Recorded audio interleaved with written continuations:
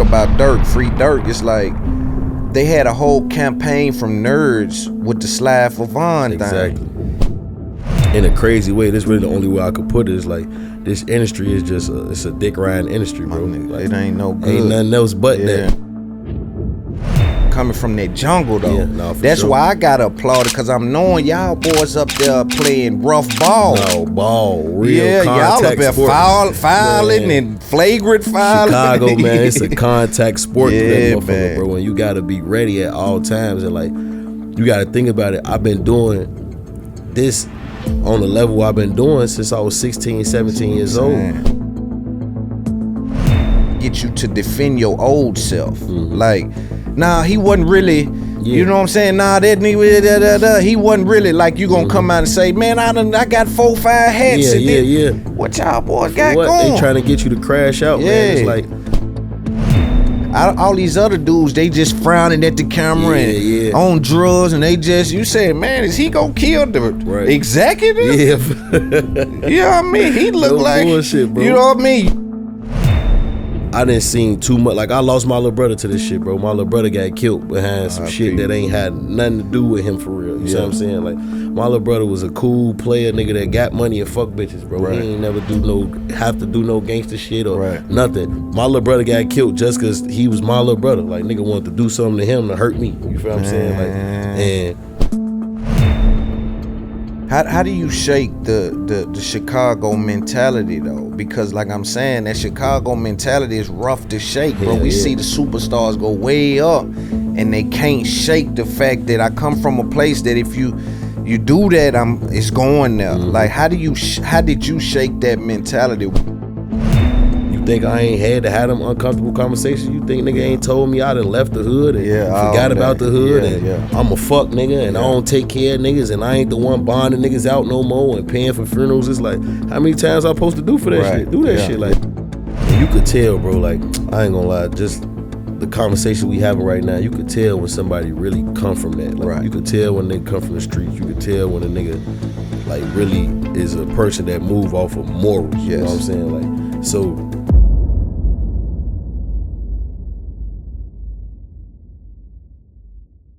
Yo, welcome to It's Up There podcast. I am your active and attractive host for another episode of the fastest growing podcast in the market right now. Man, I got somebody I really been waiting to speak to. Man, I'm a fan of this guy. Y'all who know me know I'm not necessarily a fan of a lot of people. Today we got G Herbo in the building. What's going on, brother? What's going on, man? Appreciate you for having me, bro. I really fuck with you, man. For sure. That's tough, man. I'm I ain't gonna lie, talking gratitude. for real, man. Gratitude, bro. I appreciate that. Yeah, man. It's like to see you on your journey, bro. I've been just watching you from afar, cause we ain't have a relationship, but I've been watching you, and I want to ask you, how does it feel? Like, it's almost like you catching back on fire again.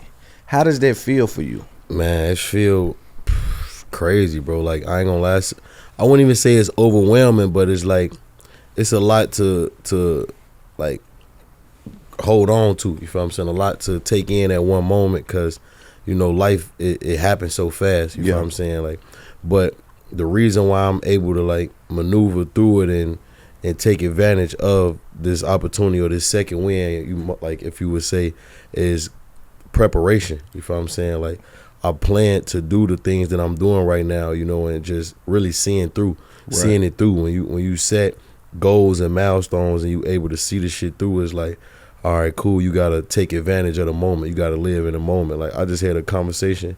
I just saying Gillie, you know, Gillie, that's like for real. Yeah, like, I fuck with Gillie. Shout out Gillie Wallo. That's family. Yes, so Lord. He seen me, he like, man, nigga, like, fuck you in your third prime right now. Yeah, that's what I'm saying. Like, and for him to say that, it's like, am I damn near am, bro. But I promise, like, I really just behind the scenes, like, little by little, just strategically planning for this moment. You feel what I'm saying? And the name of the game is music, bro. So I was just trying to flood the market with music and just appeal to the streets and see what catch, you know what I'm saying? And I done caught me another run with this record, with this single I got out with Legit.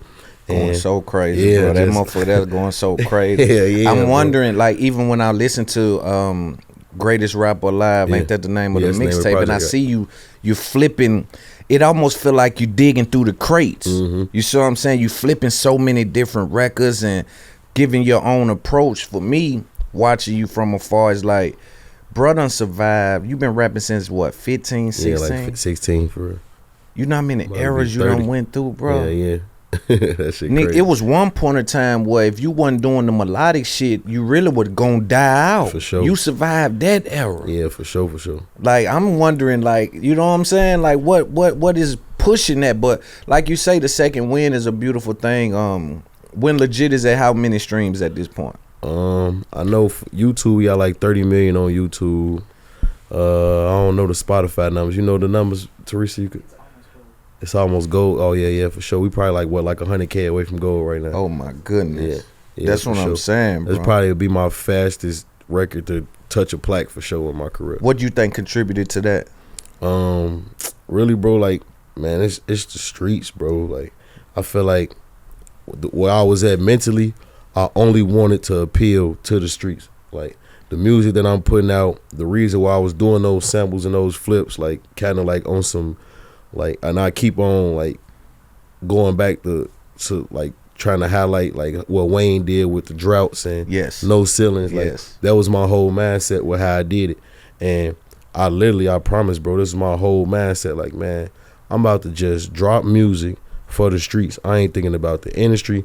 I ain't trying to go commercial. I'm really just trying to show the streets that I really know how to rap. Like, I still know how to rap just as good as I always have, and I'm only getting better with this shit. Nah, that's a whole fact. Exactly. So, like, with that, and I put that record out, I only wanted to, like, to satisfy an audience that appreciate that kind of music, that appreciate real rap music. Like, that shit don't even got no hook on it, bro. That's what I'm saying. You know what I'm saying? But it's like, also, you know, authenticity is the highest vibration. You know what I'm saying? And you've always been authentic. Like I say, even surviving the melodic era and the auto-tune era, you didn't bow down to that. Yeah. You stayed, I'm staying over here in my lane. I'm doing this right here. Yeah. A lot of that got to do with the streets, though, bro. It's like, I know what worked for me. Like, if it ain't broke, don't fix it. You know what I'm saying? So it's like, I wasn't going to try to, like, take away from who I am as an artist or a person to try to fit into a wave. You know what I'm saying? You see that happen so much, especially in the industry that we in, you know, and, like,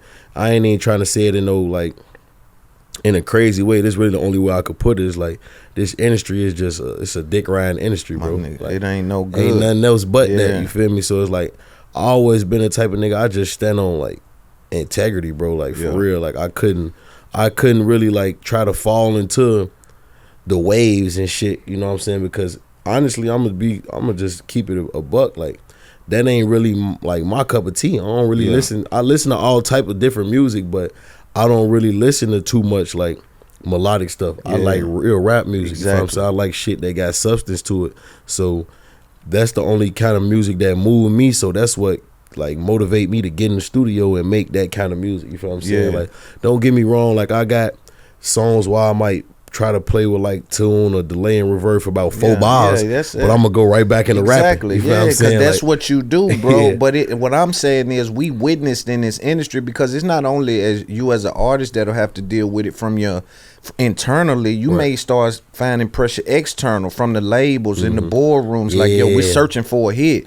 You hear everything on the radio is melodic. Turn that auto tune up. Let's see if you can get something. And I just appreciate, like I say, integrity and authenticity, man. It's the highest form of vibration that there is, and you've always stuck with it.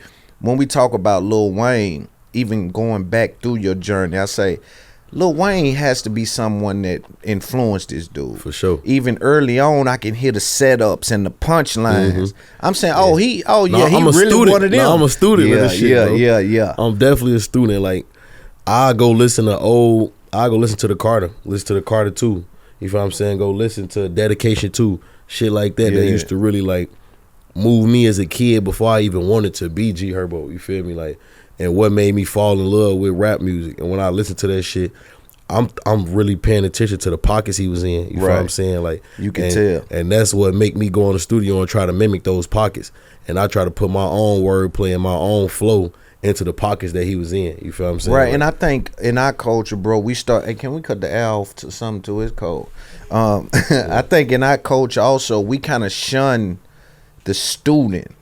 Right, when we were coming up, or you were a little younger than me, but it's like being a student is so important. Yeah. A lot of the people that I respect in this game, damn near came in mimicking someone's style. Like you saying, like, how is he doing that? What's that setup he doing, man? Like, how is he putting the punchline into the bar? Like, what is that about? So first you kind of start with his flow on his type beats, remaking it, then you go left. Like, I still hear punchlines now, but in your own way. Yeah, You see what I'm saying? I definitely do that, and I think it's just I'll be having fun with the shit too, though. So I might get lost in my own groove, but at least I have an idea of how I might have wanted to start it, or jump into a flow that he might have used, a pattern he might have used, or some shit Kiss might have did, or some shit Hove might have did, or even Meek Mill. Like Meek Mill is one of my goats too. You feel me? So shout out Meek. I really shout out to Big Bro. Like I'm a student of it, so I pay attention to that kind of shit, and I try to put it into my music because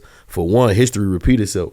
So it's like the people who might be listening to my music probably wasn't up on that shit when Wayne was doing it back then. You feel what I'm saying? Like, and the people who was up on it, you notice, like how you saying, you pay attention to that type of shit. So it's like, with me being a real student of hip hop, like, and I gotta give credit, like, to my manager, to niggas like Mickey Halstead. Like, he was a rapper himself. Okay. So he challenged me to do certain shit. Like, he might tell me to go listen to some old Nas and be like, you see how he was rapping about this like this, try to see if you could do something like that. Right. You feel me? Like, and I challenge myself to do it, you feel me? So when it comes to music, it's like, you gotta be a student. Like, I'm doing this shit because I want the next nigga that's listening to my music, like, man, I'm trying to come how Herb was coming. Facts. You feel me? And I don't take that as like an insult, like, oh, nigga taking my shit, nigga biting my flow, biting, like, he in student mode. I appreciate that. I appreciate that. Mean I'm doing something right. You know what I'm saying? So like, I always been that kind of guy. Like, in the industry, you will hear people trying to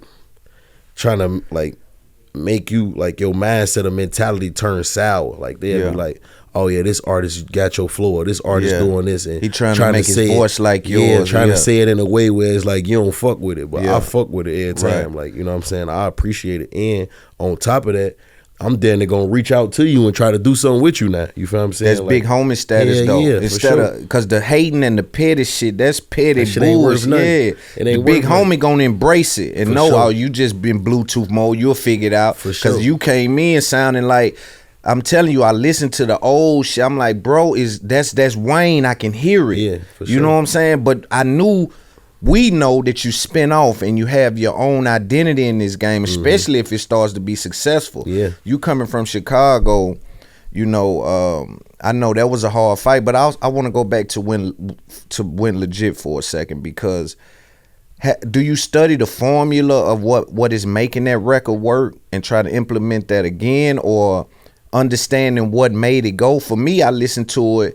Number one, the beat is smashing. Who made the track? Southside. Shout out Southside. He won the one. Nah, for sure. That's my big brother. So he really, like, he gonna try to pull, like, he gonna try to get the best out of me every time. Right. For real. Like, it's like, sometimes it's kind of like pulling teeth with me and him because he make me do certain shit. You know what I'm saying? Like, I love rap. Like, that's my passion. So I might get in there and just want to do some shit that's fun to me. Right. And he like, hell no, he finna do this. Like, you feel me? And I do it. And it, like, every time something good come out of it. You feel me? Right. Like, and the answer, like, even to answer your question, like, when it come to the formula of making records, like, I definitely try to mimic what I think work. And it's a lot of times it got to do with, like, flow and wordplay. You feel what I'm saying? Like, me trying to fit so much into 4 bars when I start rapping fast. Like, I feel like when I rap fast, it's a cheat code for me every time. Like, they gonna gravitate to it. Anytime when I try to, like, go crazy for about 8 bars or whatever and fit as much shit as I can and try to play with it like that, and make it unique, because everybody can't really do that. Exactly. You know what I'm saying? So I do try to, like, do that in different records. And you feel me? Like, and I promise, I didn't know that Win Legit was gonna be a hit, but when I did that shit, when I said in the studio, and it was like 30 people in there, and they couldn't hear me until I was done. But when I went and said, and I'm GDK, EBK, MBG, and LMB crazy, like, I knew for a fact when I did that, everybody in the studio was gonna be like, damn. Yeah. oh yeah, he tripping. Like, Yeah, yeah. That was all intentional. He going off. Yeah, like that was intentional. Bro, you went off on that For sure, motherfucker. good looking, Went legit. bro. I'm talking about so off. Man, good looking, bro. And everybody, you know, I'm getting that energy from everybody. So, like, this shit an art form, bro. Especially, I don't care what artist it is. Like, you could be all the way on cloud 10. Like, you could be bigger than life. But when you get that affirmation from your peers and people around you and people like on the same level as you that got the same amount of success or whatever, and they don't even do music, but they saying, man, I'm a fan of that. I fuck with that. Like, that's what we do it for. Like, it ain't really no better accolade to get than that. Somebody telling you like this, your shit hard. You feel me? Like, and that's why I do it. So with that shit was all intentional. Like, I wasn't trying to make no big record, but that was intentional when I did that, and that's like the highlight of the song. You feel what I'm saying? And then even when it's just, bro, it's wordplay, like you said, big OG, I'm him. Yeah. Just things like that. Yeah, it's for sure. wordplay. You just smashing the gas. But also, I look at it and say,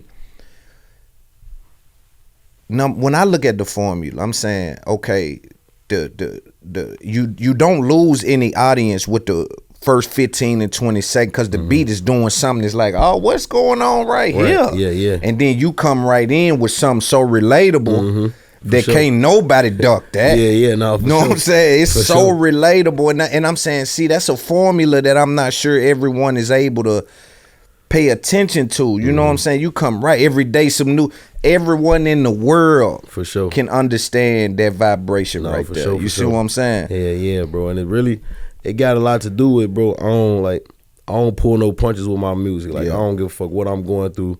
If something come in my head and it's like, all right, this is what you need to say to start the song off, I'm gonna say it. Like, I ain't even tripping about being vulnerable, like tapping into my personal life a little bit with this shit, because it's like, that's what make music unique. That's what make the shit so raw. Like, that's what you fall in love with. You know what I'm saying? When niggas talking about some shit that's relatable, like relationships that's universal. You feel what I'm saying? Like, street shit that's universal. Yes, sir. Grief that's universal. Yes, you feel what I'm sir. saying? So it's like, when I try to talk about that intentionally because I'm going through it, I know it's somebody that's going to appreciate it. It's somebody that relate to it. And then it's coming from your heart too. Yeah, like, even definitely. and your voice and all of that together just make it hit just so hard. Like, even with the record with Meek Mill, Meek hit me one day, probably about 6 weeks ago, before y'all dropped it. He hit me on FaceTime. Where you at? Hey, I need to play some shit for you. Yeah, that's He Meek for run you. through 4-5 That's records. He played that Survivor's Guilt. Yeah. I said, this boy G Herbo ain't playing, man. Like, I'm talking about, I'm sure. saying, bro, you got to drop that. This before he jumped on the Cocky record. Yeah, I'm like, yeah. bro, you got to get on that. That's your vibe. You just smoked the Friday jump. That's your thing. Jump on that. He was probably already planning on it because he had it in his phone. But I'm like, bro. He be listening though. when Yeah, they tell him he that type of listening, shit. bro. For sure. Because he on his way back out too. He trying to, you know what I mean? He finna try to catch back 5 too. For sure, and he completely indie. So like, I talk to Meek a lot too though. Like, that's big bro. Like, he called me and do the same shit, play records. Right. We be on the phone for an hour, just chopping it up on FaceTime and shit, talking about shit. And it's like, it's preparation, bro. Like, everything Meek on right now, I swear to God, he was saying he about to do this shit a year ago. Yeah, for sure. Literally a whole For year sure, ago. He for like, sure. boy, I'm finna get out this deal. I'm finna do this. I'm finna go indie. I'm about to flood the market. Like, Right. I'm fucking with straight young niggas. I'm doing street shit. Like, he told me this all on the phone Me a too. year ago, over a year ago. Yeah, you feel me me? too. So what he doing is like, it's all preparation. Like, nigga really prepping themselves for these runs. And when you do it like that and you start to like see it happening in real time, it's different. Yeah, You and feel it's me? gratifying. Like, you feel like, damn, this shit working. I Hell knew I yeah. was right when Hell I was yeah. planning this shit. You Man, know what I'm I'm telling saying? you, bro, you get And- that feeling. Yeah, and then also with him, I seen he finally talked about the percentage and all of that he came through. But when I first started talking to Meek on the phone and FaceTime and shit, like, I done been with him in Miami. He done played me the whole Follow the Heathen shit. Don't Right. follow the Heathen, all that shit, Right. bang. But one thing I said, the internet got dude twisted. That boy swift. For sure. I'm talking about, we on the phone He sometimes. that- He clicking over, going to Mid Journey, clicking back over, going to Chat GPT. I'm saying, they really got me twisted. Nah, he that. Yeah, these internet is kind of crazy, man. You can't really fall victim to the narrative that's placed out there by people don't come from the walk of life we come from. Exactly. Have you ever felt like the internet narratives are getting out of control with you. Absolutely, for sure. Like so many times. And it's like with me, and you could tell, bro, like, I ain't gonna lie, just the conversation we having right now, you could tell when somebody really come from that. Like, Right. you could tell when they come from the streets. You could tell when a nigga, like, really is a person that move off of morals. Yes. You know what I'm saying? Like, so I always been one of them kind of people. And it's like the internet is not a real thing. It's not a real place. Yeah. So when they try to, like, have these different conceptions or misconceptions or what, you know what I'm saying, they feel like a person is or what a person doing or not doing wrong, you can't feed into it. Like, Yeah. you can't even pay attention to it or feel like they right for a second. Right. You can't even feel like they right for a second because people like us, we live a real lifestyle on a day-to-day basis. We got real people counting on us, real people that love us, genuinely fuck us, that fuck with us, that'll Yes. go to hell and back for us. Yes. You know what I'm saying? So obviously if you got people around you like that, and we know we real people at the end of the day, you feel me? And we deal with real people, that alone should just let you know, like, I know I'm that already. Right. Like, I know I'm that guy. So it's like, even with me, like, all the internet drama I done been through and personal shit, you feel what I'm saying? And people, you know, like, being in the public eye with cases I fought and motherfucker playing my freedom and saying I'm going to jail for 20 years Right. and all this type of dumbass that's shit wrong. that I know is not true, Yeah. but it's still a get to you. And you seeing people that saying, when I do something, I might drop a song or something, and they in the comments like, ain't you in jail? Don't you supposed to be in jail? I can't wait till you go to jail. See all shit that. like that. Yeah. And it's like, damn, I'm doing this shit really for y'all. Yeah. Like, I really, you know what I'm saying? Like, Yeah. I don't got no hate in my heart. Like, I really love the fans and shit Right. like that. But then you see, like, y'all not really fans for real. Exactly. And then you will see them same people who saying this shit when you doing some shit that's lit, or you go, goddamn it, go grab a Maybach or go do some shit. Now they dick riding. They Exactly. like, oh yeah, They shorty fickle. that, he him. So it's Yeah. like, you know, you gotta know, like, they just riding whatever wave come with this shit. You feel me? And like, Yeah. and that's going back to Meek. Like, Meek is somebody that I really look up to. You feel what I'm saying?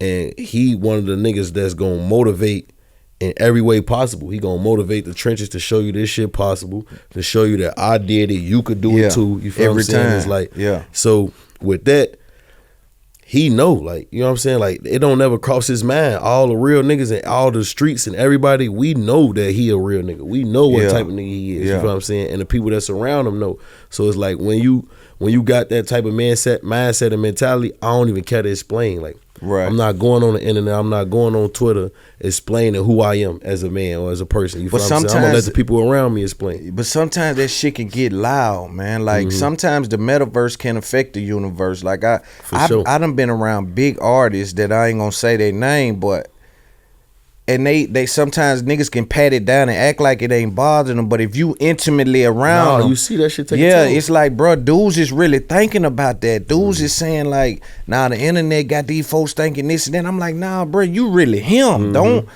let the internet trick you. But like you say, the narratives and the comments and they asking for things that sometimes it can tap into trauma.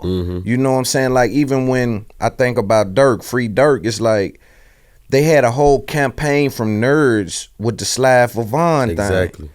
And for me, the internet by itself wasn't real powerful nerds. enough. Yeah, the internet by itself wasn't powerful enough if you ask me to like trigger anything. But coming from Chicago, it's almost like being in Alabama in a college football team where you say we play rough.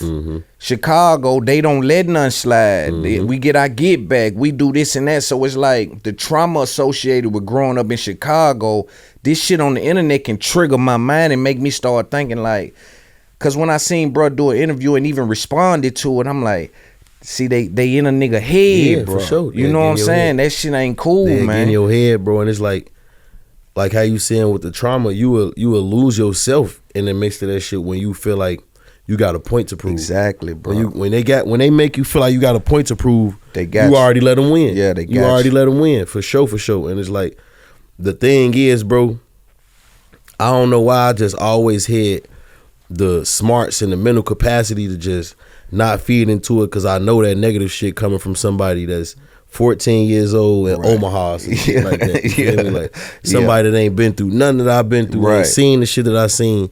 And I know I'm a person that's like, I never, no matter what, all the years I've been in this industry, I ain't never like not stood on 10 toes. I ain't never tucked my tail, none of that. So it's like, no matter what's going on, that's why I don't get into any type of controversy. I try my hardest to not get into no type of controversy, no rap beef or nothing, because I know I'm going to still go and live my same life. Ain't nothing going to stop me from going, taking my kids out. Ain't nothing going to stop me from going on a date with my girl. Ain't nothing going to stop me from going to the club if I want to go have fun. So it's like, I try to stay on the straight and narrow, because I know if you see me out and about, I only know how to respond to shit one or two ways. Exactly. You and you know you going. I'm going all the way. Yeah, I don't so give please a fuck where we at. Yeah. So just leave me out of me. Goodness. You know what I'm saying? Like, that's just me. I always been that type of person.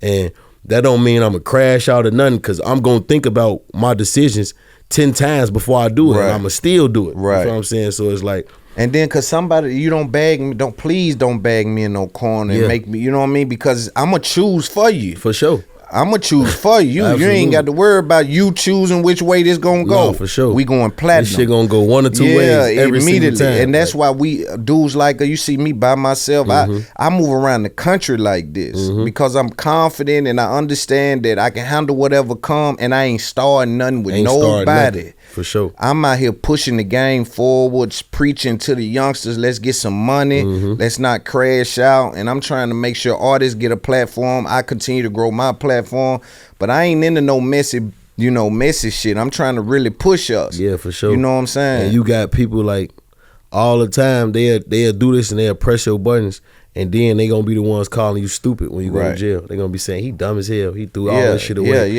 And you ain't even never had the responsibilities that a nigga got on him. Like, you ain't never had nobody counting on you or none of this type of shit to even be under that much pressure where you had to make a decision to do something or not. Like, they ain't never even seen that pressure. A lot of people, the stuff that we endure on a day-to-day basis, and I'm not saying this in a negative way, that's why the suicide rate is so high. Right. You feel what I'm saying? A lot of people can't withstand pressure. They literally kill themselves. You feel me? Like, and I done been through shit where that ain't even crossed my mind. Like, I know for a fact I'm gonna get through it. Stand up in that pain. You know what I'm saying? I lean towards it every time. I lean towards the discomfort, like being uncomfortable. I lean towards all that shit because I feel like I got it. And I'm a firm believer in God, bro. I pray every single day. So I know it's like, it's no battle too strong for me. Like, it's not, God not gonna put me in nothing that I can't withstand and nothing that I can't get through. You feel what I'm saying? Because I'm gonna put my trust in Him over anything. You know what I'm saying? And I move in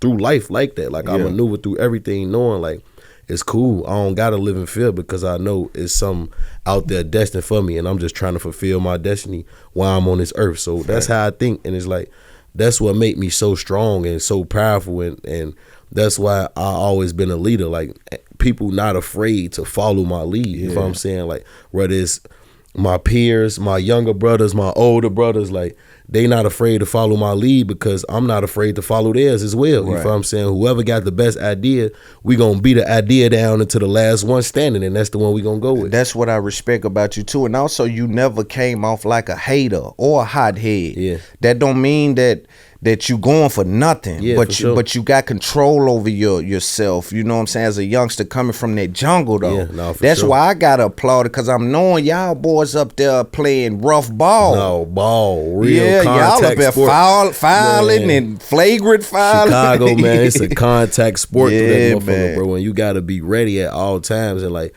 you gotta think about it. I've been doing this on the level I've been doing since I was 16, 17 years old. But I was still in the streets that whole time. It's been documented. You feel me? It's like, and you gotta think, coming from a background like that, how many times you've been put to the test where it's people who know that you really like that and still gonna pull you and try you. So it's like, the more you get success, the more you gain. You gotta damn near feel like I said earlier, like, you don't let nobody make you feel like you gotta prove yourself. Yeah. Like, just be comfortable in your skin and sleep at night knowing you made it out that shit, and you just gonna do whatever it is necessary to protect you and your life and your family if it come to that. Don't ever, I feel like that's when you get a devil what he want. That's when you really gonna have to live and suffer from the consequences when you come out of your comfort zone to do something to somebody. Like, you feel what I'm saying? That's when you gonna lose. That's when you gonna lose every time. So the universe ain't gonna honor that. It ain't gonna honor it for sure. And I feel like that, and I know that. Me too. In my heart, I'm knowing, bro. I know if I ain't started nothing, but I handle something. Like, I ain't looking for no fire, but I put one out. Like, if I just happen to bump into a fire now, I still know where a fire extinguisher. Exactly, no, for sure. Yeah, but I ain't searching for I ain't searching to go put the fire out. Man, we trying to really, really elevate the culture and push everything forward, bro. Yeah. But I want to talk about the mentality coming from Chirac. Think about that. Even the name they gave it. Being 16 of any notoriety, bro, and being able to survive that long and not get tricked off the streets.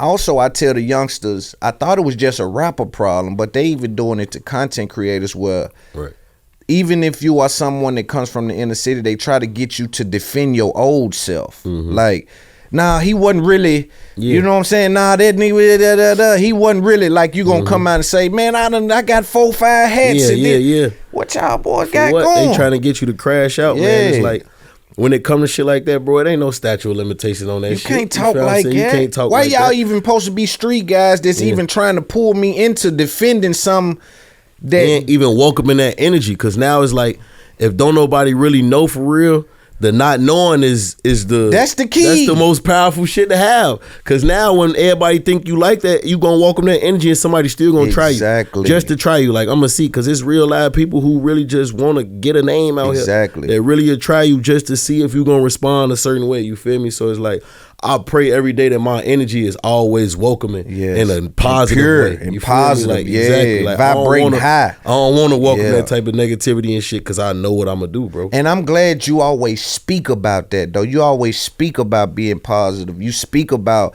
I'm trying not to even go that route. Like, you speak about trauma, and like, you speak about, you one of the more vocal young artists, bro. All these other dudes, they just frowning at the camera and on drugs, and they just, you say, man, is he gonna kill the executive? You know what I mean? He look like bullshit, bro. You know what I mean? You are very welcoming, and people know you come from it.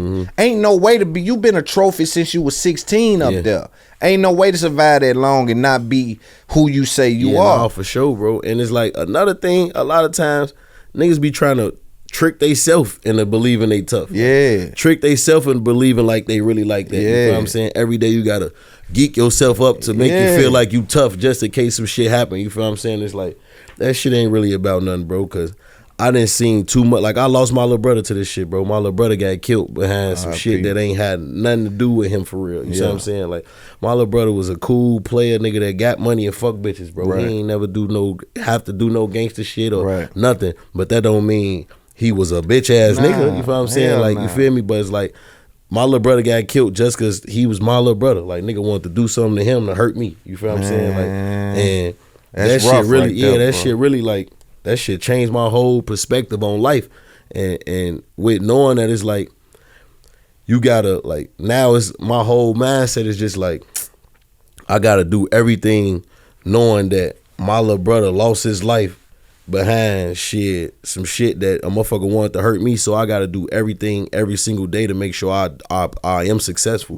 Like, I don't crash out. Like, I gotta make sure I'm living so I can take care of my kids, take care of his kids. You feel me? Take care of our grandma, shit like that when the time is right. Like, I want to be able to live my whole life knowing that I done set my family up for generational wealth. You feel what I'm saying? To do some real shit. Like, every time, that's all I think about, you know? And my grandma told me that, like, man, when she seen me, like, staring off in the other way, she like, nigga, you better not have it, nigga.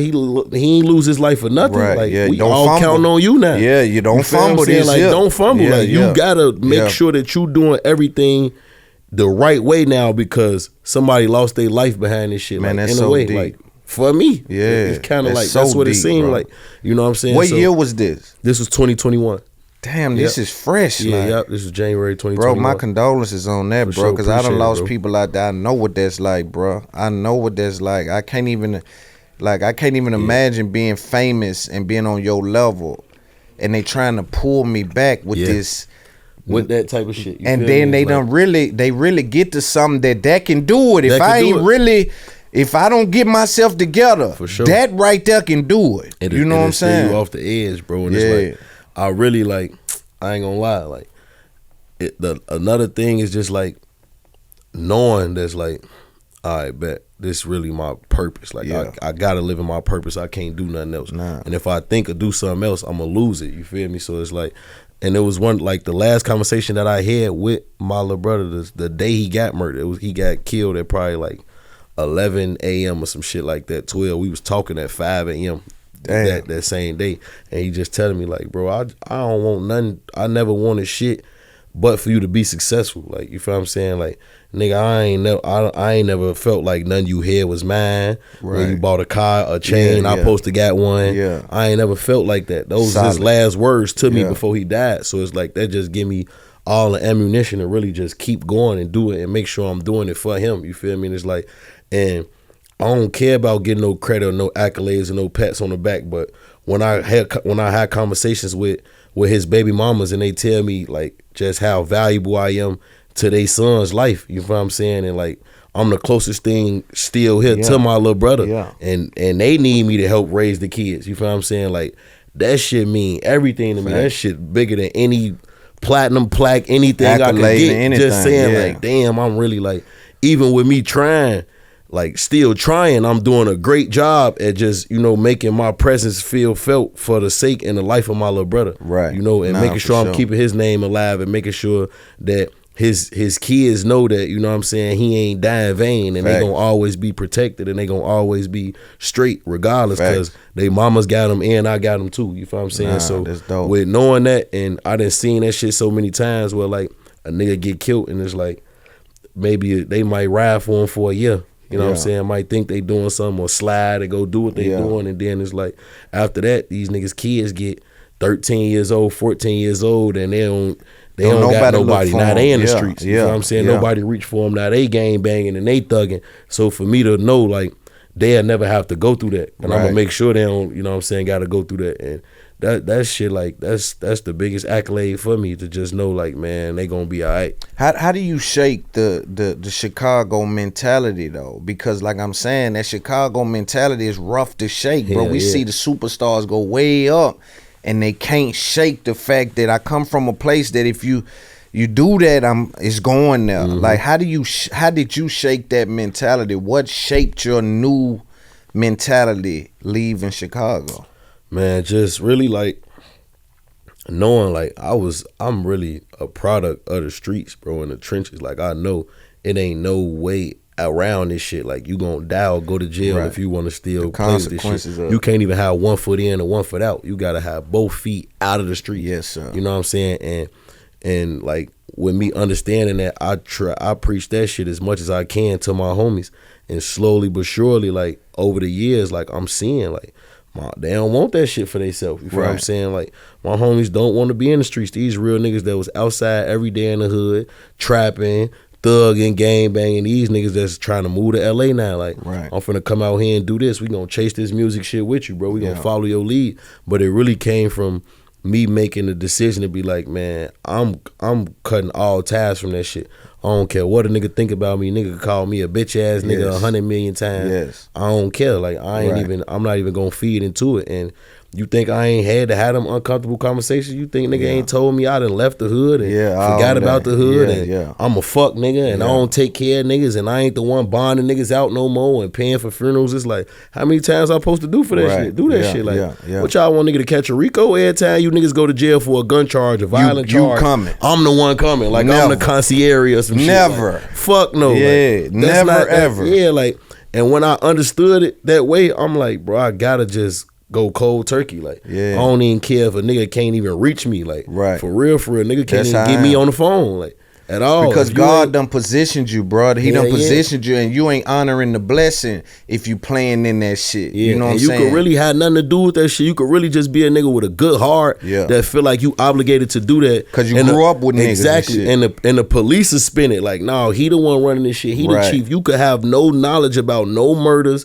no nothing no niggas doing. You all the way out in LA living your life. You just a multi-millionaire. Where this shit ain't really hurting you all the way. It ain't hurting you financially, but it's hurting you mentally. mentally, physically, you know what I'm saying? Emotionally, spiritually, it's hurting, it's taking a lot from you. Well, you got this survivor's guilt and you just paying to get niggas out every time they fuck up. And then they draw you in. And they draw you into this shit. Like, you the one. Like, you know what I'm saying? Bro, like, and that's rough on dudes, bro, because you get caught in the middle of it thinking, damn, bro, should I be doing it? No, you shouldn't, bro. Hell no. You can't do it. You can't do it. You know what I'm saying? It's too much on the line, man. You got to honor the blessing God put on you. And they got to honor it. So they need to come this way. Come toward the light. No, for sure. Y'all dragging me toward the darkness. Come toward the light, for bro. sure, bro. And I had these conversations, I be telling niggas like, bro, what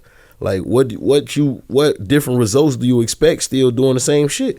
You still going outside on this block with the police scorching hot on this motherfucker. They gonna come lock you up every chance they get. Once they see your face, they profile you. You don't even gotta have nothing. So that one day you might be going to the grocery store and you feel like you gotta have that gun to make home to your kids. Like, what point is you just gonna stop doing? You gotta make a sacrifice to be like, nigga, I just can't do it no more. Like, I'm not even putting myself in the line of fire. Like, that don't mean you pussy. Or sometimes you gotta go without. Like, I went without, nigga. I done went broke, all type of shit, trying to change my circumstances, just staying in the house, cause I ain't going outside. Like, nigga, I'd rather be broke than dead. Yeah, like, or I'd rather be broke than broke than incarcerated. Like, sometimes you gotta just figure that shit out and be uncomfortable to change your life and change your circumstances and change your situation. So it's like, I done told niggas that, like, bro, you chasing these little couple $100, couple $1,000, going outside, thinking you finna do some shit, trapping, you carrying your gun, you gonna keep going to jail, and you want somebody to get you out the situation. It's like, bro, you gotta try different things if you want different results, though. Like, with me, like, that was my whole thing, and like, I stopped carrying that mentality with me where it's like, I gotta, cause I really used to be that kid, bro, that felt like I'm gonna be in my hood and be on my block forever. Like, they had us tricked. I'm gonna be posted up in the hood in a Rolls Royce truck, multi-millionaire, icy as a motherfucker. And they bet not try. And I'm the only one that's good, that's in this situation, and ain't nobody gonna do nothing to me. Like, hell no. They got to the point now where it's like, I'm 30. These kids out here gang banging and thugging at 13, 14 years old. They feel like that's they shit. And I'm not finna be the one to tell you this my shit. I done put some work in for this block 20 years ago.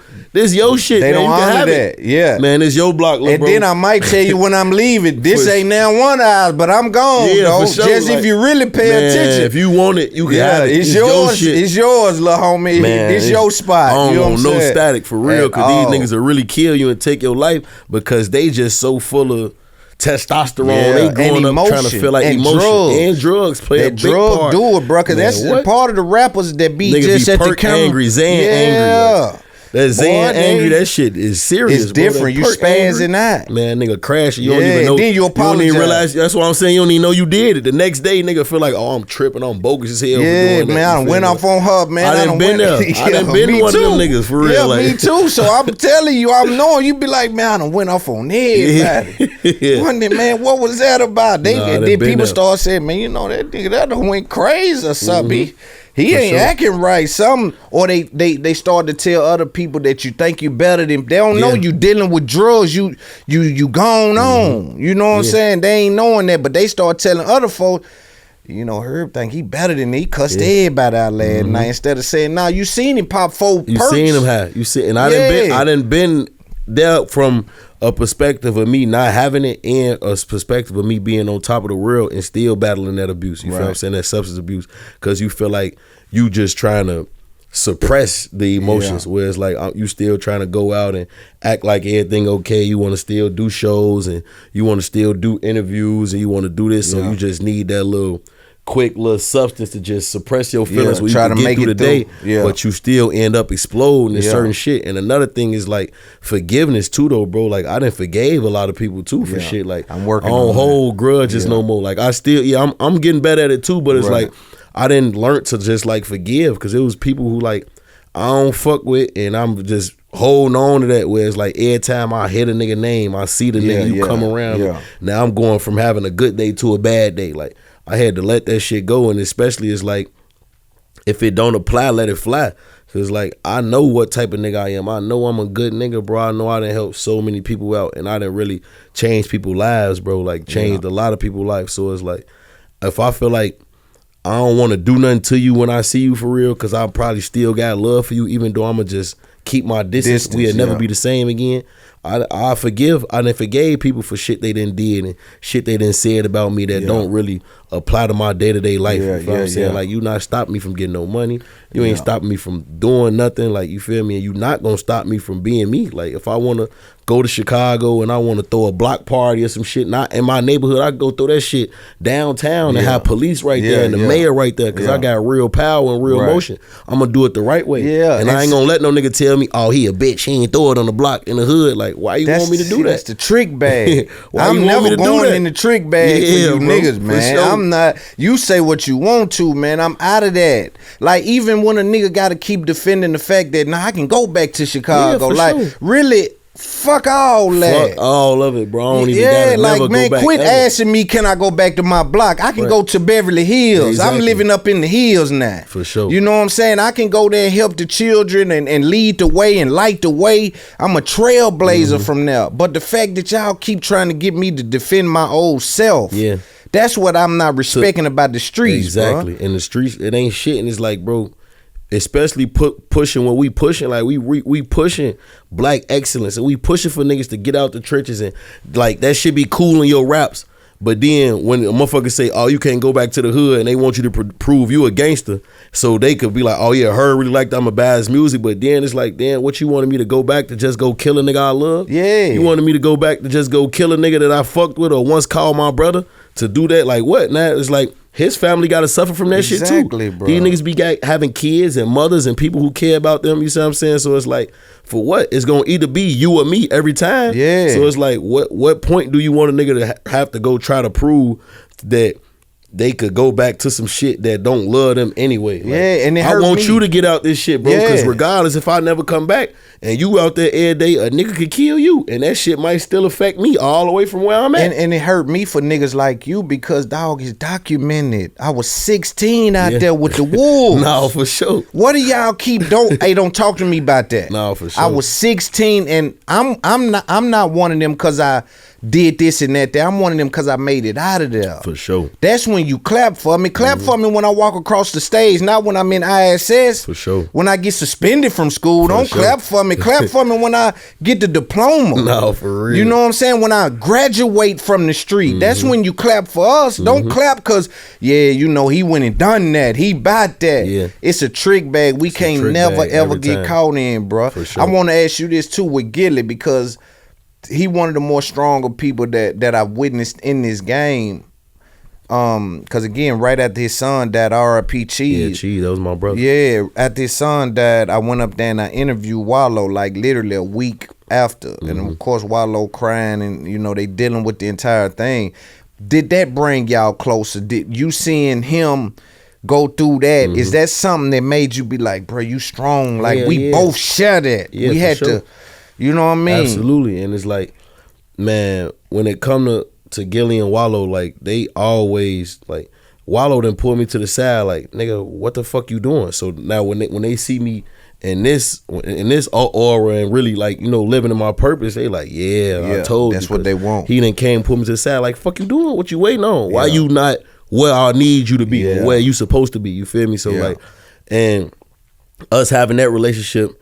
And every time I go to Philly, nigga, it's facts. It's docu. You can ask Gillie, ask Wallo, ask the streets of Philly. Every time I go there, nigga, I'm linking up with Cheese. Right. Cheese come with me to the club. Cheese at my shows. Right. And Gillie, wherever he at, out of town. Like, you feel what I'm saying? Like, they're my brothers. Mac Cheese, they're my brothers. Like, for sure. I really know them. You feel what I'm saying? Like, my manager, who was my son, God Daddy, been knowing Gillie for 20, 25 years. Like, y'all locked I in. really know Gillie for real. Like, that's my real family. So when Cheese died, like, that shit affected me in a major way. That's my brother. So when I pop out, I'm at the Gillie Fest. I got a shirt on, say "Long Live Cheese." That's my brother. I was there too, but I was up in the thing. Yeah, like he just it gave him that affirmation, like your pain, my pain, for real. Like, I feel what you going through. You know what I'm saying? Yeah. That shit tough. Like, as a father losing a child, or you know what I'm saying? Like, I lost my pops. You feel what I'm saying? Like, that's a different type of hurt. You feel what I'm saying? Like, so hell yeah, like, like.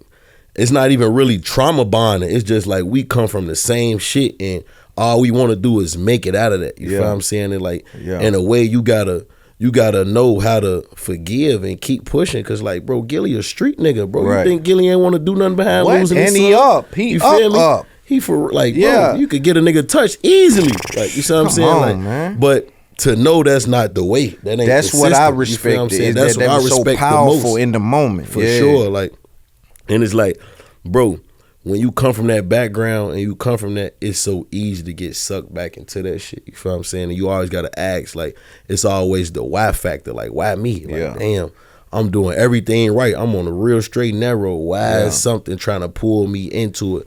And you gotta lean towards God. You know what I'm saying? Facts. Because it's like God gonna put you through shit and you gonna have a breakthrough coming every time from that. You know what I'm saying? Life ain't always easy. This shit get tough on everybody. So you gotta always know that it's more out there for you, and you guys gotta understand that you got your own destiny and your own legacy to leave behind. You feel what I'm saying? Because it's like, it's easy to crash out, but shit, then you got 2 more kids, Gillie, Right. that need you. And that ain't cool. And Exactly. then even when I jump in the car with Wallo a week after that, man, we still riding through the trenches.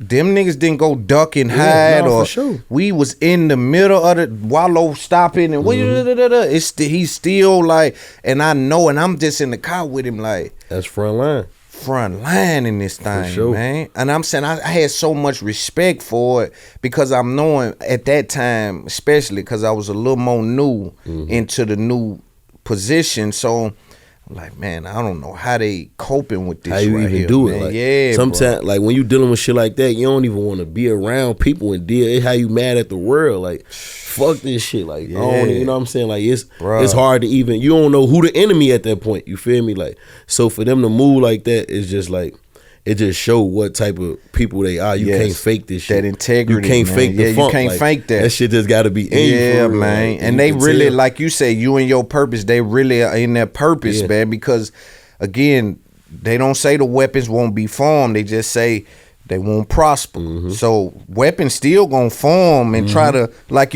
I keep saying, pull you towards the darkness. They trying to pull you back to where you come from. Ain't nothing to prove there. I got everything to prove to this industry. I got budgets and people I'm paying and payroll and for sure. things happening. So I just appreciate the fact that you stay focused, man. And you know, anytime, bro, I'm applauding you. I'm always with you.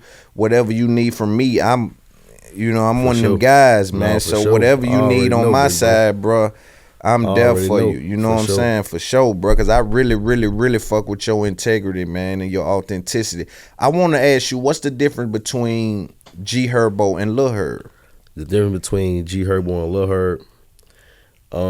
G Herbo, man, I'm a father first, a family man. You feel what I'm saying? Like, G Herbo is somebody who has came from the worst situations and really beat adversity, you know what I'm saying, and is like, has multiple families depending on them. Like, you know what I'm saying, I take care of a lot of people, bro. I changed a lot of people's lives, and a lot of people counting on me, where it's like, if something happened to me, the whole ship goes down and everything. And a lot of people could say that and not mean it, but like, for real, I really got like a lot of people that I got on payroll, staff. I take care of a lot of my family, a lot of households, you feel me? And I keep it in the family, you feel me? So that's G Herbo. Lil Herb, I was young and wild, bro, like without a care in the world. And they'll tell, like, the people close to me, bro, they'll tell you, like, I ain't give a fuck about nothing, bro. I ain't gonna lie to you. Like, I wasn't scared to die. I wasn't scared to go to jail.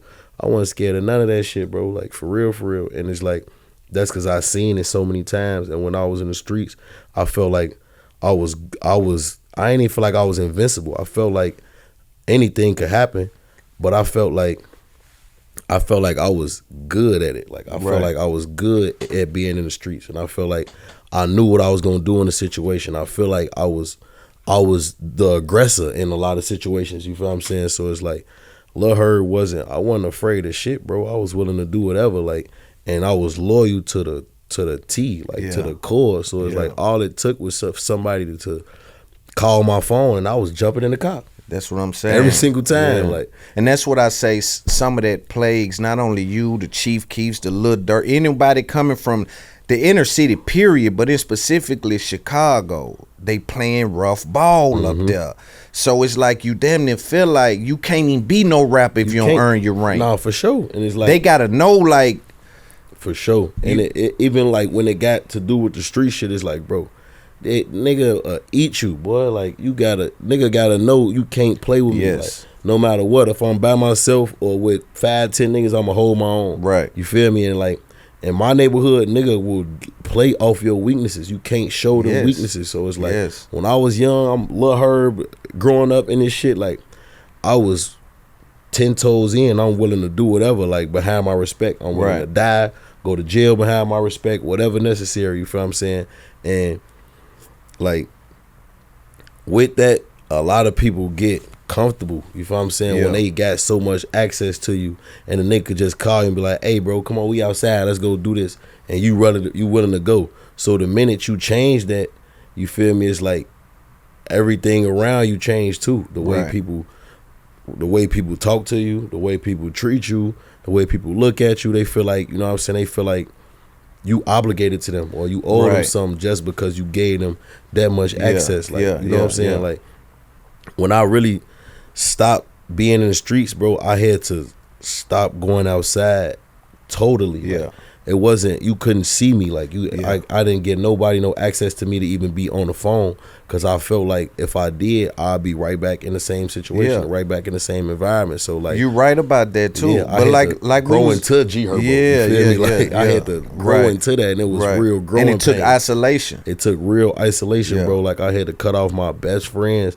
and people telling me like, man, bro, shit, we out here doing this, we in the trenches and you not, like, so we out here risking our life and risking death in jail. But at that time, like, bro, I'm a real celebrity. Like, I was really a somebody. So I'm thinking like, shit, all right, we all gonna be dead or in jail. You feel what I'm saying? So it's like basically you telling me you love me, you care about me, but you only care about me if I'm risking my life and risking my freedom. Right. That ain't caring about me. Nah, man, that's the trick bag again. But also, like we were talking about how the police or the investigators or law enforcement could place you in a scenario because of your big heart and just bonding people out and messing with people you grew up with. The flip side of that is these little dudes will run even more wilder if they know I'm coming. I got Herb. Exactly. I got Herb coming, man. He said, what, go on, nigga, it's like this month. Like, bro, I'm not coming for that old kind of shit, man. That's crazy you saying that, because they really will, bro. When a nigga know, like, man, he coming to get me every time. Like, I done bonded my homies out for 20,000s, 10,000s, 100,000s. Like, I done really did that shit before, bro. Like, for real. Young, bro. I did that before I was 21. See? Did that shit at a young age, bro, because I was having money early. So it's like, I had to learn to stop doing that shit, bro. Every time it's a funeral, nigga gotta pay for it. Nigga, you one of your homies, your closest friend died, you put him in all Gucci, all Louis when he died. Now every nigga want to get buried in Louis. Right. Every nigga want to get buried in the wall. Everybody want $100,000 funeral. You know what I'm saying? You do that shit one time, you gotta do it every time. This nigga who ain't had 500 to his name when he died, a pot to piss in, a window to throw it out, but he want $100,000 funeral. Nigga, whole life wasn't even worth $100,000. Exactly. You feel and then and it's on your back. That's what's crazy, because you the one that slizzard out of this junk. Exactly. You know what I mean? That's so crazy to me, man. Like, I'm glad we speaking about it so the youngsters can know, bro, you can break off from that. Trick you, bro. It's a trick bag, man. Man, all the young niggas listening, please don't let nobody tell you who you are as a man, bro. You feel what I'm saying? And don't let nobody trick you into thinking that you gotta be in the streets and you gotta have street cred or you gotta look out for everybody. It's okay to wanna, you know what I'm saying, help your niggas and put your niggas on, but your niggas should want to help you too, though. Like, meet you halfway. You know what I'm saying? Meet you somewhere where it's like, come toward the light. Especially in these streets, and you know y'all really out here thugging, bro. Get away from that shit, bro, because you only gonna die and go to jail. You only hurting your mama. Right. You only hurting your kids. You feel what I'm saying? Like, you only hurting the people who don't stand to benefit at all from you doing this shit. You feel what I'm saying? Like, your mama gonna love you regardless if you got $1 million or not. Facts. She don't stand to benefit from you being the nigga unless you really just focus on only family. Right. The other niggas stand to benefit you being a nigga just off being around you, just being in the same room as you. Like, oh yeah, that's Buddy right here, man. Now he get to fuck all the bitches and he get to go to the concerts and go hang with other rappers and all this shit. Like, then the niggas that stand to benefit from that shit is like, bro, when it's all said and done, bro, and you goddamn it, God, nigga, if by the grace of God that you only end up going to jail and don't lose your life when you just facing that type of shit, like ain't nobody really with you but your mama or your girl. Yeah, and you know that when you go down that road though, like, and that's the only time you know it, and that's what's unfortunate. That's why we gotta be loud about it. Yeah, they want to wait till he bump his head to do some shit. Like, man, nah, we gotta tell them because they won't know. It feel like everybody with you because these niggas be the first to throw a punch or jump in the car, but bro, when it get dark, when it get rough, your mama, your girl, people like that is gonna be the only people that's still by your side through that. Sometimes your girl gonna go left. No, for sure. You know what I mean? Depending on the relationship with that. Most definitely. And then it's like, you gotta think, like certain niggas like, all right, this might be a real man. He in the car, he doing this. Which one is like, nigga, I'm always thinking 3 steps ahead anyway. So it's like, you get that heat on you, you go catch a Fed case, get wrapped up, and the niggas that didn't get wrapped up with you, like, they don't want to be on the phone with you no more. Yeah, nah, they go cold turkey on you. They gone, like, nah, this nigga hot. I can't even be on the phone with him no more. Can't answer my phone. So it's like, you get blocked out from the outside world, you get tricked, and that shit really ain't about nothing, bro. Right. Like, for sure. What about the I see you been going direct to consume. I want to talk about that because that's very important that your business acumen is in a great place. Is it called the Superfan app? No, my shit, G Herbo app, but it's the like G Herbo app? Superfan, G Herbo Superfan. Okay, yeah, and it says, when I was looking into it, it says 13 million streams, over 100K app downloads, and that's before you hit DSPs, so before you hit the Apple, Spotify's, and things like that. Talk to me about what made you go that route, because that is, the future is going to live there. For sure. So, like, for me, bro, I always wanted to, like, appeal, like, try to direct the consumer, just trying it. And really seeing the reason what really made me go that route is kind of what we was talking about earlier, where it's like on the internet you get kind of confused as to who really your fans and who your supporters are. It's a great conversation. You feel what I'm saying? Like when you just dropping on Apple Music, Spotify is like, all right, bet he got a hard record, this, or when the adversity come, these people in the comments saying fuck you, like, boy, fuck you, that shit ass, this, that. So it's like I try to figure out a way to really appeal to the people who really love and appreciate me and fuck with my shit. Because when I went through this little rough patch with my business, trying to get my business in order and going through legal shit with just, trying to gain full control of my career and my life where I could drop on my own, and that shit, it took me like a year and some change to really, get that straightened out, to break out of that shit. So when I did it, I'm like, bro, I'm about to drop music and just heat the streets up, because I felt like everybody counted me out. I ain't gonna lie, I felt like the world counted me out and felt like I was finished because I wasn't dropping like this and I wasn't doing this. But that's part of that's part of the bargaining power from the label side, because they know, what I'm saying, if you like say you trying to leave a label, go to a new situation or something, what'll happen is they'll try to slow you down to make you feel like, just give on in, man. Go on, drop with us. It's the best option for you. You know what I'm saying? And that happened to me. That happened to me. Okay. That happened to me. It's like when somebody's seeing, it's like when you on right there on the brink of catching that break, they'll try to do whatever in their power to slow you down. Slow you down, like, all right. Unless you sign back with us for 5 more albums, we'll keep it going. We'll keep it going. Yeah. Give you the bag, give you whatever else. It's like a negotiation tool, man. And I watched that even with Meek and other people. Like when they're on their last album or something, it's like, now we finna slow you all the way down, damn near to a halt. And that's why I'm saying catching on fire again gotta feel so refreshing to you. For sure. Because it's like, damn, I know all the tricks and trades they done pulled out to try to slow this thing down, but you can't rob me of who I am. Exactly. You know what I'm saying? But with the direct to consumer thing, man, I remember watching Kanye moving around, and he said something that a lot of people just looked over. He said he was meeting with companies and he was moving around with, I think it was 300,000 emails from his Yeezy drops. This before he went and done his own site and his direct to consumer shit. But people just glossed over that. He's talking about 300,000 people with purchasing power. I tell people all the time in this game, it's a sea out there on the internet. Your job as a content creator or a rapper or a business person with a product is, identify, out of all these people, identify your viewer, your supporter, and your fan. Your supporter has the purchasing power. The viewer is someone to just watch you, whether that contributes to your bottom line or just your notoriety. But that supporter, you want to pull him out and drag him over here to your app or to your paywall, or your merch or your tour. And that's crazy you saying that, because like when we launched the project, when we put out Greatest Rapper Alive, we was putting it out where it's like you didn't have to subscribe to the app yet to get it. You feel me? So we just wanted to see who was willing to go on there to go get it. And that shit crashed the site. It was like probably like a couple 100,000 people that went on there, and we had to get like more software, all type of shit. But it was really just to like 250,000 daily active users. Yeah, see, that's crazy. So my goodness, and for people who don't know what she said, that's 250,000 daily active users for a new app.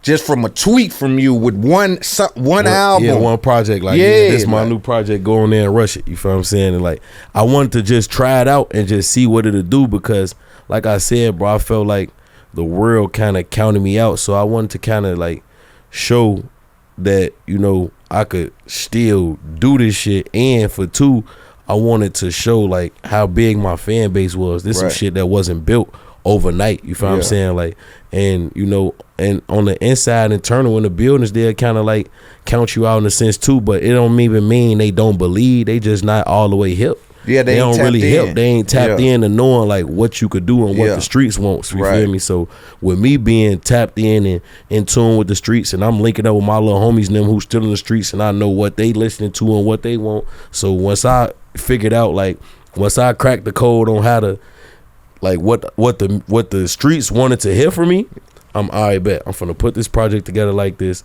and put this shit out on the app and just strictly for the streets. And I know I got a big enough fan base where this shit just gonna transcend over. Like once they start hearing this shit, all it take is word of mouth. And like, all right, you got that app, boy, Herb new shit hard as a motherfucker. Now they going to listen to it. Even if like all this shit is algorithm, so it's like even if somebody ain't taking the time out their day to download the app, they gonna go look for it on YouTube or take the music off the app and try to put it on YouTube. Like I just tried to spread like that. Like I just tried to spread that word of mouth and see what that shit did.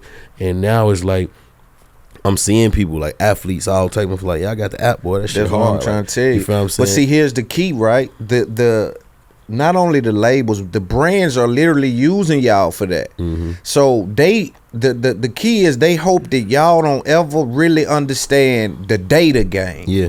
Like the emails and all of that. Because I'm telling you, when Kanye said, Adidas dropped me, but boy, I got 400,000 emails of people that done bought something from me before. Right. That was so powerful, me hearing that. I said, oh my goodness. Yeah. Because now you just send a blast out, new shirt out. 400,000 people who you know are fans of yours, who have purchasing power, they get to double back. So I believe that I'm not sure I've seen anybody else younger do it in that way, right? Because it's like, again, bro, it's a data game. This is what these big brands like the Coca-Colas, and that's when you see somebody get an endorsement deal. That's literally what they're doing. Hey, sign up for this. You see him on it, and then they're taking that data and not only using it for themselves, they're licensing and selling it to other brands. For the next like, hey, yo, I got 17 through 24 black males. Right. You know, that's the age group, and that's our demographic, and we got 300,000 of them active. That's how YouTube built their brand. They don't own any content. They don't own nothing, but they understand they got all of everybody's fan base over there, so they can sell Red Lobster. You want to be in front of the black people, you want to be in front of the whites, we know exactly what video to put you on. Ads. That's what the ads is. And so that's the game you get to play when you start to get that data, get that information of, yo, man, I got 250,000 daily. Right now you can move with that to some brands. Like I'm talking about today to Netflix's, and you know what I'm saying? Same with YouTube and how they do. Like you definitely moving in the right direction with that. For sure, bro. Appreciate I it, appreciate you doing that, man. You showing the young boys that, yo, it's the data game, bro. Pay attention to that. You know what I'm saying? It's a beautiful thing. And it's like I'm on some shit, like even with my team, with my core team, it's like I got them on some shit, like, bro, like, shit, we gonna build this shit up, but you eat what you kill. You feel what I'm saying? So it's like the more this shit grow, the more it get bigger, the more your salary gonna grow. You feel what I'm saying? The more your paycheck gonna grow. Yeah. So it's like they try every day, they try new shit to just make it bigger, to build that audience up. You feel what I'm saying? It's like I wanted to, like, bro, in the next couple of years, I want to get to a point where my fan base and my support base is so big in that platform where it's like I don't even gotta go and drop my music nowhere else no more. Right. Put my shit right there and it still go platinum. You feel what I'm saying? Yeah, like, yeah. And even if it don't, platinum is another trick. That's a trick, right? That's a term that represents the industry, but you can make platinum money. Yeah, without going platinum. You don't got to go platinum. See you would make the money and make more than somebody who went platinum because you got ownership of this exactly. shit. And that's the key, is not getting caught up in all of these bells and whistles that's getting caught around, because they'll make you think you slowing down because no, I dropped on my app first, it done this, but then we get over here and it maybe the numbers ain't as high because really I'm eating from it over here where I own this shit. So you can't really get caught up in that either. You know what I'm saying? Just make sure of that. I also want to talk to you about your son. I seen you bring him on stage at Summer Smash. Boy, baby crash. Yeah. For sure, man. What was the thinking behind that? He rapping now. Yeah, bro, he really want to do it, like, for real. And it's like I never thought that he'd want to rap, and I didn't expect him to want to rap either. You feel what I'm saying? Like, I thought he was gonna want to play sports and shit. Like, he liked soccer and he liked basketball and shit, but I think it was just the influence that I got on him. You feel me? Like, and he really like my twin. He like real little mini me. So how it came about, bro, I'm gonna just be 100 with you. I didn't know nothing about the song. I didn't even know he did it. He was just at the crib chilling, and you know they got them band lab apps and shit like that. They could just do it on their phone. They just do that shit on their phone. Him and his cousin did the shit and picked the beat just off the internet, random beat, and like I ain't had nothing to do with that shit. Like I ain't help him write his verse or none of that shit. Like they did them in there. And he sent me the song. I'm like, that's damn, crazy. This shit hard. Yeah. I'm like, damn, this shit sound tough for real. Yeah. So when his mama posted on the internet, shit started going viral. He called me like, hey, Pops, I want you to put my song on your Apple Music page. Like, he's like, he knowing the business and everything. He's like, I want you to put it on your Apple Music. I'm like, I got you. Don't even trip. Yeah. So I got him for the summer. He was with me in LA. I still got him. He was at the crib. And I'm just playing the song, just fucking with him, like rapping the song, letting him know I know his lyrics. Right. I go to the grocery store real quick. When I leave out, he asked my girl, he like, you think my dad would jump on the song for me? Like he'd give me a verse? She like, yeah, he'll give a verse. You gotta ask him. Yeah. Like, so she come back in and tell me like, he talking about he want you to get on the song. I asked like, you want me to jump on the song? He smiled like blushing. He like, yeah, I want you to get on here. I'm like, all right, bet, say less. So I do it like 2 days later, send it to his phone, and I promise next time I seen him, he knew my whole verse. Like, I'm like, man, I'm gonna bring you out. I'm like, son, I'm gonna bring you out for the show for Summer Smash. He been to a Summer Smash with me before, so he know it's a big festival. Right. I'm like, I'm gonna bring you out, man. Don't be nervous. You ain't gonna be nervous, right? He like, nah.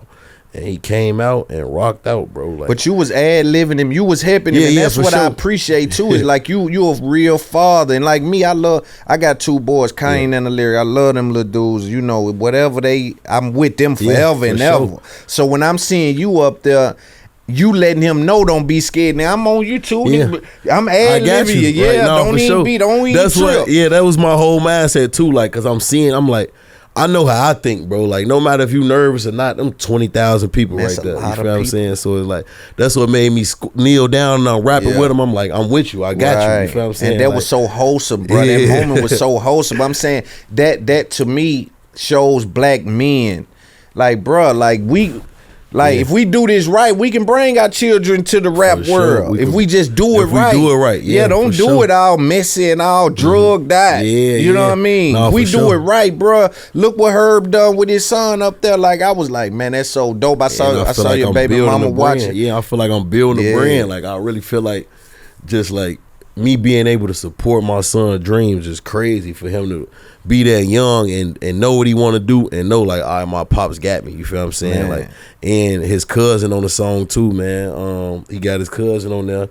I kept his cousin on the record. Dope. We just did the Aze from the block. I got his cousin on the video with us. Like, I'm showing him like, man, whatever y'all want to do, I'ma support it. Man, you know that's so dope. Hell yeah. That's so dope. I remember the Cassinet moment when you brought him up there, you just grabbed him. Yeah. You probably felt him, because I can feel my son about to cry or feel him on some, like, oh man, he going low. Yeah. Come here, nigga, I got you. You know what I'm saying? I seen you grab him. I'm like, bro, dude really is a genuine guy, bro. And I know I keep saying that because I want my fans, and they gonna say Loon don't even talk like that to dudes. I don't even do all that, but I'm telling you, I'm peeping your energy and your vibration, and I'm seeing it, bro. And I'm saying, man, he grabbed his son even on the car thing, and just like, you miss your granddaddy, bro. Like, you felt him. What was that moment like? Man, that was crazy for me to, like, my son just being in tune with his emotion, because don't get me wrong, like, I kind of understood, like, death at a young age like that, but he really, like,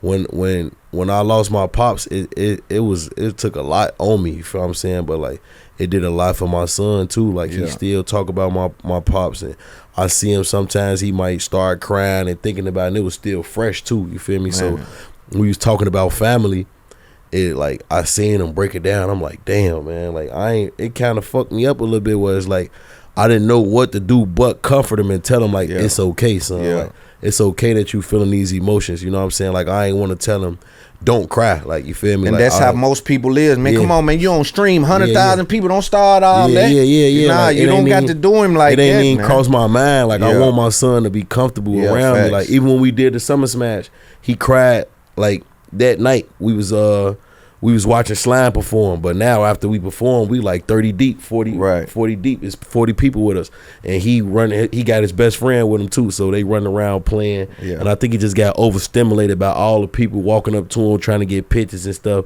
He like, Dad, I don't want to be around all these people. Like, he walked up to me crying already, and I'm like, what's wrong? He like, man, it's too much. I don't want to be around all these people. And I instantly grabbed him. I'm like, son, come on, let's go then. We finna go over here by your grandma. We gone now. And I pulled him to the side and I said, son, don't ever be afraid to, like, tell me what's wrong. Like, if you uncomfortable and you feel like you overwhelmed and you crying, come tell me what's going on. You feel me? Don't ever be afraid to turn an uncomfortable situation comfortable for you. I don't care if I'm here or not. You go find somebody and you go make sure you gonna be all right. So when he said that, and I told him, I'm like, so I'm proud of you. I said, thank you for telling me that. Like, I'm proud of you telling me that you wasn't feeling comfortable, you want to go. I'm like, we gone now.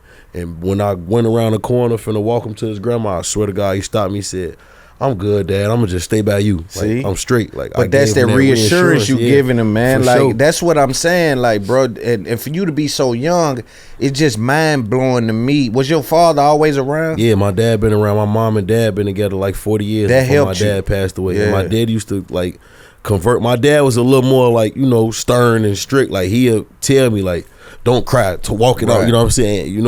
Be a little rough on me. But he also used to communicate with me as well. Like, he used to talk to me and tell me, like, just, always be a leader. Don't be a follower. Don't be afraid to, you know what I'm saying, let me know what's going on still. Like, don't be afraid to talk to your parents. Like, even early on, I used to get in trouble. Like, my first time going to jail, I probably was like 11 years old and shit. Like, he used to tell me, like, man, next time just tell them you want your parents and your lawyer. I ain't even have a lawyer. You just be like, tell them lawyer. Call your parents. You know what I'm saying? Like, so my dad always instilled the shit that he was he was taught, and made sure I learned that. So I took that and just transferring it into my son. You know what I'm saying? It ain't necessarily everything that you get from him that he necessarily taught you. It's what you observe too. I don't want to do that. I ain't gonna go that route because that kind of. So I'm gonna go this route. So it ain't necessarily him having to teach you every move.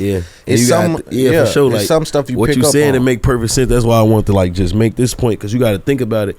With me being so young and coming from a 2-parent household and being deep in the streets like that, my dad trusted me in a way where he felt like, all right, man, he got it. Like, like, it wasn't easy with him seeing that I'm going on the wrong path and I'm in the streets and I'm getting shot and gang banging and carrying guns and dropping out of school and all of that shit. You feel me? Like, me and my dad had a real rough patch where he felt like I was doing everything wrong, but he still trusted me to be a man and make my own decisions as a man. You feel me? And I knew, like, if I ever needed my pops, I could go to him. I could talk to him and ask him certain shit. You feel me? Like, and in a way, I kind of, like, just me being in the streets as deep as I was, and him trying to pull me away from it, and me kind of like fearing my dad in a way too, and respecting him. I resented him for it. You feel me? A little bit like, man, this nigga trying to make me do this, trying to tell me what to do. You feel me? Like, so I used to shy away from that.